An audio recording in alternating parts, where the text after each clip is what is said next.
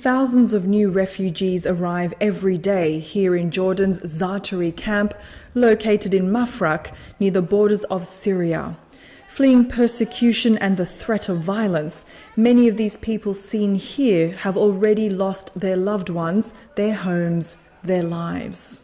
As the Syrian refugee exodus grows, UN officials confirmed at a donor conference in Kuwait that donor countries have pledged more than $1.5 billion for Syrians displaced by nearly 2 years of fighting. The new UNHCR Regional Response Plan for Syrian refugees sets out the funding needs of 55 humanitarian organizations in providing vital protection and assistance for civilians fleeing Syria for 2013.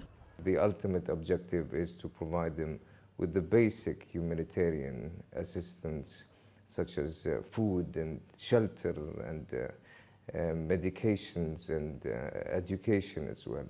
And that's the importance of the partnership with the international community on the ground.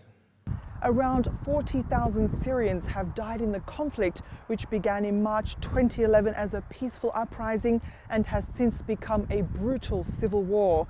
As the situation continues to deteriorate in Syria, the new 2013 plan will aim to protect the most vulnerable refugees, including women, children and survivors of sexual and gender-based violence. I've seen quite a few cases of violence against women, either from husbands or from the dominant male within the family. Some have been raped by more than 3 soldiers, and most of them are very young ladies, 16 years old, 17 years old, and it's very tragic. And we're trying to find psychological rehabilitation programs for them, including recruiting them in simple laboring jobs. The humanitarian appeal is based on planning estimates that up to 1 million Syrian refugees will need help during the first half of 2013. We have children who are as young as 1 year or 1 day old available in the camp who have just crossed and they're just a few hours old. And we have people who are elder, the oldest I think would be 117. Imagine with no clothes.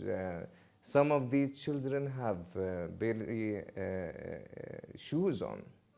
According to officials, 755,000 Syrians have either registered as refugees or are currently being assisted, with a 7-fold increase since May, when only 70,000 Syrians had registered for help 6 months ago. Now more than 270,000 in Jordan alone either registered or are awaiting registration. Hermoine Macura for Gulf News, Amman, Jordan.